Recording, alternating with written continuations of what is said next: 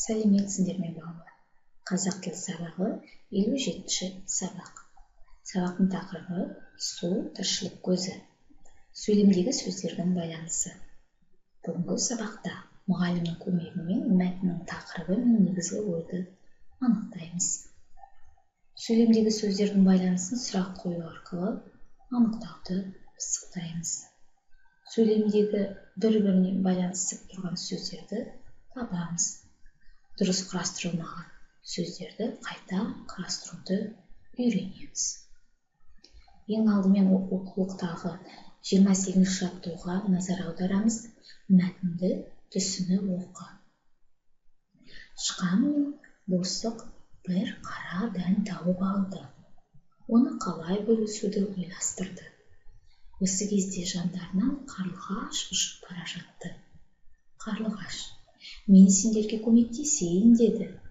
Сен, тышқан, қолыңа күрек алып, жерді қазып, дәнді ек. Ал сен, борсық, су құйғыш алып, жерді суғар. Тышқан мен борсық оның айтқандарын істеді. Күзде үлкен күнбағыс өсіп шықты. Оның дәндері өте көп болды. Олар дәндерімен бөлісті. Тышқан бір шелек, борсық бір қап, ал қарлығаш ақылды кеңесі үшін тұтас бір себет дән алды. Ал балалар, енді сұрақтарға жауап беруге тырысайық. Балалар, мәтінде не туралы айтылған? Иә, балалар, дұрыс айтасыңдар, мәтінде дән туралы айтылған. Мәтін саған ұнады ма? Дәннің жақсы өсуіне не себеп болды? Дұрыс айтасыңдар, балалар. Иә, су себеп болды. Қалай ойлайсыңдар, оған судың пайдасы тиді ме? Әрине тиді. Суды неліктен тіршілік көзі деп атайды? Дұрыс айтасыңдар, балалар. Тіршілік құбылыстарының бәрі судың қатысуымен жүреді. Сусыз тіршілік жоқ деген. Дұрыс айтасыңдар, балалар. Келесі тапсырмаға назар аударамыз. 29-ші жаттығу. Жұмбақты қатесіз көшіреміз және шешуін табамыз. Жұмбақтағы сөйлемдерден сөздердің байланысын табамыз. Аяғы жоқ, қолы жоқ, бірақ тыныш тұрмайды. Сақтамасаң, қорын тек барша тірлік құрайды. Оның жауабын білеміз бе, балалар? Иә, дұрыс айтасыңдар, балалар. Оның жауабы су болды. Тамаша, жарайсыңдар, балалар. Ал енді жұмбақтағы сөйлемдерден сөздердің байланысын табайық.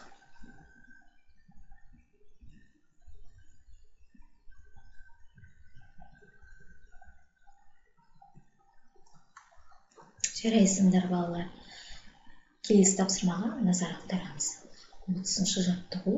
Керекті сөздерді пайдаланып өлең құрастырамыз. Сарқырама. Керекті сөздер: қияшыңнан тастымсып, ақ жолданып құлақ жарар.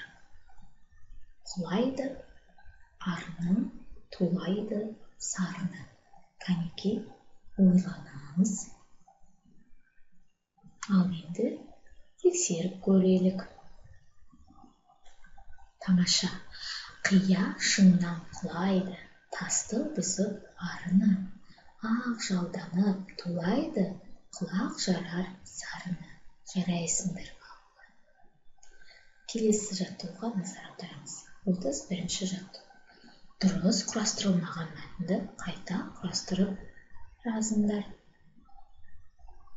Тамақ жемеген адам бір айға дейін шыдай алады. Ал сусыз 3 күнге ғана шыдайды. Шөлге ең шыдамды түйенің өзі сусыз 8 тәулікке ғана шыдайды. Балалар, осы мәтін не туралы? Иә, дұрыс айтасыңдар, балалар. Су туралы. Сонда тіршіліктің бәрі судың қатысуымен жүреді, яғни тіршілік сусыз тіршілік жоқ екен. Адамның өзі 3 күнге ғана шыдаса, жануарлар түйенің өзі 8 тәулікке ғана шыдайды екен. Сондай балалар сулар шипалы сулар болады екен. Суды әрқашанда таза сақтау керек екен. Жарайсыңдар балалар. Келесі тапсырмаға назар аударамыз. 32-ші жаттығу. Меңзер бағыты бойынша бір әріп тастаймыз, мақалды құрастырамыз. Мысалы, содан кейін екінші әріпті тастаймыз, үшінші әріпті қосамыз. Яғни, су деген сөз шықты. Ары қарай өздерің мақалды құрастырып көріңдер. Сонда су ішкен құдыққа түкірме деген мақал шығады екен. Балалар, әрқашанда суды су ағатын, болмаса арықтарда, құдықтарда суға түкіруге болмайды, оны ластауға болмайды. Суды әрқашан тазартып тұру керек. Сусыз тіршілік жоқ. Су табиғатта ең көп тараған зат. Оның адамға пайдасы өте мол. Балалар, бүгінгі сабақ сендерге түсінікті болды деп ойлаймын. Қазақ тіл сабағы аяқталды. Сау болыңдар.